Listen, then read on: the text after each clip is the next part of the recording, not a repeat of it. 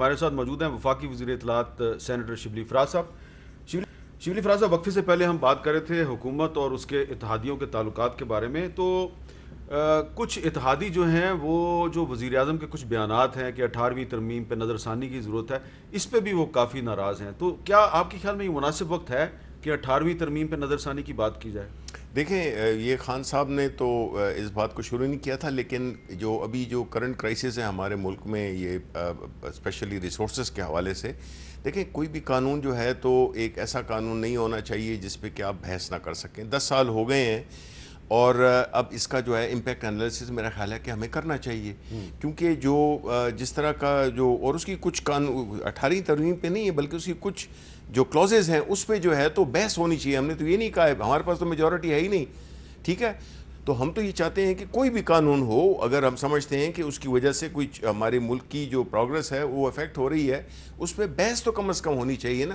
لیکن یہ ایٹیچیوڈ کہ جی بحث ہی نہیں ہونی چاہیے، یہ میرا خیال ہے غلط ہے، اور یہ غیر صحت مندانہ رویہ ہے کہ آپ کو قانون پہ بالکل بحث کرنی چاہیے.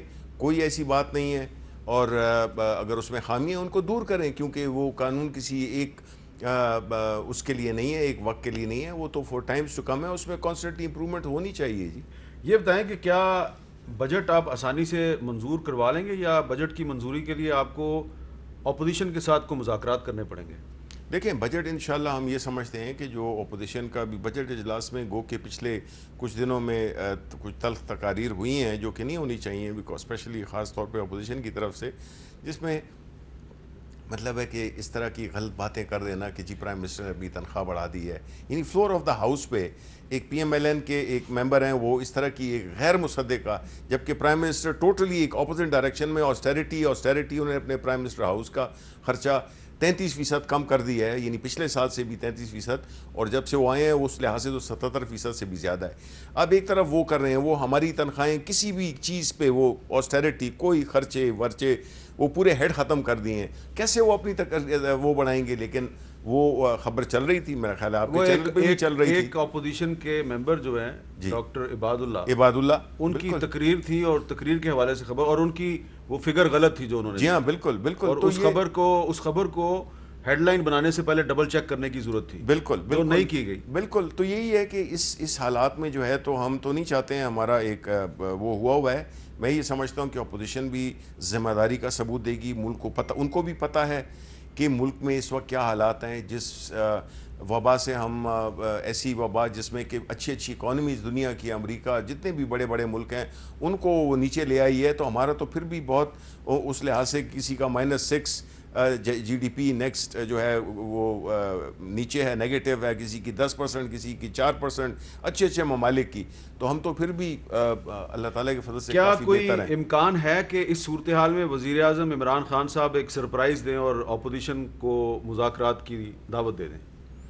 دیکھیں جی، وہ ہر چیز ممکن ہے، لیکن ہمارا جو بنیادی جن اصولوں پہ ہمارے اختلاف ہے، ہم ان پہ کمپرومائز نہیں کر سکتے. آج سعد رفیق صاحب نے جو قومی اسمبلی میں تقریر کی ہے، انہوں نے کہا ہمیں آپ سے کوئی کنسیشن نہیں چاہیے، لیکن نیشنل ایشوز پہ ہم آپ سے بات چیت کے لیے تیار ہیں. دیکھیں، نیشنل ایشو تو اس وقت جو امیجیٹ ہے وہ تو بجٹ ہے، تو بجٹ میں بھی وہ کوآپریٹ کریں. اور اگر ان کی کوئی تجاویز ہیں، دیکھیں اپوزیشن سے ہمارا گلہ کیا ہے، وہ یہی ہے کہ ہم ان سے اگر کچھ سوال، دیکھیں ایک ہے قانون کی بالادستی ہے، آپ اس کو لنک نہیں کر سکتے ہیں کہ آپ کی جو پولیٹیکل انگیجمنٹ ہے وہ اس پہ کمپرومائز ہو جائے، وہ اپنا رول آف لا.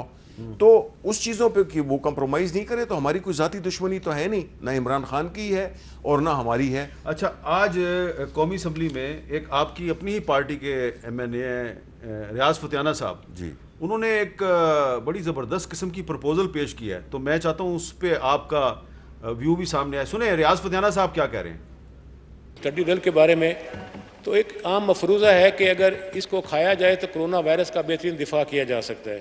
اس کی اگر ریسرچ کروا لی جائے اور یہ ثابت ہو جائے کہ ٹڈی دل کھانے سے کرونا وائرس کے خلاف مضبوط قوت مدافعت پیدا ہوتی ہے، تو پاکستانی قوم خود ہی اس کا تیا پانچا کر دے گی. حکومت کو زیادہ محنت نہیں کرنی پڑے گی. اس پہ بھی حکومت کو غور کرنا چاہیے. حکومت اس پہ غور کرے گی کہ ٹڈی دل جو ہے اس کو سپرے سے ختم کرنے کی بجائے اس کو کھانا شروع کر دیں. دیکھیں یہ تو ایک مختلف تجاویز ہیں، اس کا کوئی سائنٹیفک پروف تو میرے پاس ہے نہیں. Standing committee for law and justice کے چیئرمین ہیں. جی بالکل بالکل. لیکن یہ بات ضرور ہوئی ہے، پچھلی کیبنٹ میں بھی یہ بات ہوئی تھی کہ اس کو کمپوزٹ کے استعمال کے لیے، یعنی کھاد کے استعمال کے لیے اس کو اس کرائسس کو اپرچونٹی میں تبدیل کیا جا سکتا ہے. تو وہ ایک کمیٹی کو حوالے کر دی گئی ہے جو کہ اس کو ایکچولی سائنٹیفکلی دیکھے کہ اگر یہ پاسبل ہے تو ٹھیک ہے کہ ہمارا ایک تو ان سے اس سے چھٹکارا بھی ہو جائے گا، اور ایک اگر ایک پازیٹیو چیز آ جاتی ہے. لیکن یہ کھانے سے اور اس سے مجھے اس کا آئی ایم سوری، مجھے اس کا آپ علم اس کو نہیں ہے. کھانے کے لیے تیار نہیں. میں تو ویسے بھی ویجیٹیرین ہوں، گوشت نہیں کھاتا ہوں، تو یہ کیڑے مکوڑے کیا کھاؤں گا. اب ایک آخر میں نے آپ سے ایک ایشو آپ کے نوٹس میں لانا ہے، کیونکہ یہ ایک نیشنل ایشو ہے. یہ جو آج کل کرونا وائرس کی وجہ سے تعلیمی اداروں میں آن لائن کلاسز کا سلسلہ شروع ہوا ہے، تو پاکستان کے بہت سے علاقے ایسے ہیں، خاص طور پہ بلوچستان ہے، خیبر پختونخوا ہے، فاٹا ہے، وہاں پہ آن لائن کلاسز میں کافی مشکلات پیش آتی ہیں. اس کے خلاف اسٹوڈنٹس نے احتجاج کیا. تو آج بلوچستان میں جہاں آپ کی کولیشن گورنمنٹ ہے، وہاں پہ نہ صرف میل اسٹوڈنٹس کو گرفتار کیا گیا بلکہ فیمیل اسٹوڈنٹس کو بھی گرفتار کیا گیا، اور ان کو گرفتار کر کے پولیس کی گاڑیوں میں بھر کے تھانوں میں لے جا کے بند کر دیا گیا ہے. کیا یہ مناسب ہے؟ دیکھیں، مجھے اس کی تفصیلات کا علم نہیں ہے، لیکن اگر ایسا ہوا ہے، میرا خیال ہے کہ دیکھیں اسٹوڈنٹس، ہم خود بھی اسٹوڈنٹس میں رہے ہیں اور ہم نے خود بھی کیے ہیں اور جیل میں بھی گئے ہیں ہم.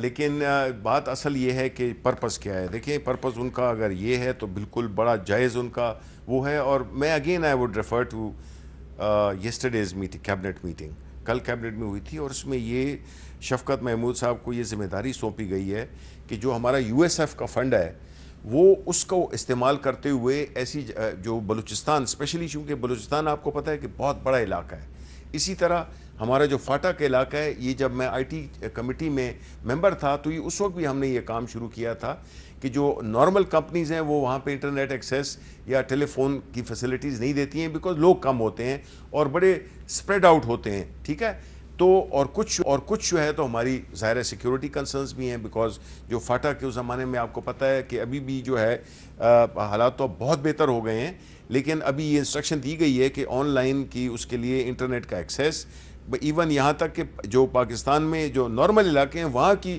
جو انٹرنیٹ ایکسیس ہے اس میں بھی ہم اس کی سپیڈ سے اور اس سے ہم مطمئن نہیں ہیں.